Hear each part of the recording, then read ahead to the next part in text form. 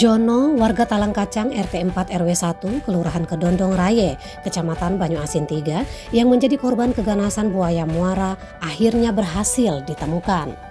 Jono ditemukan di Muara Ibong, Desa Sedang, Kecamatan Suwatapeh, Kabupaten Banyuasin pada Kamis 16 Desember sekitar pukul 11.30. Kepala BPBD Banyuasin Alpian ketika dikonfirmasi membenarkan tim gabungan berhasil menemukan Jono dalam kondisi sudah meninggal dunia. Alpian mengimbau masyarakat agar berhati-hati saat beraktivitas di muara habitat buaya. Alpian menyebutkan ada beberapa daerah habitat buaya muara di Kabupaten Banyuasin.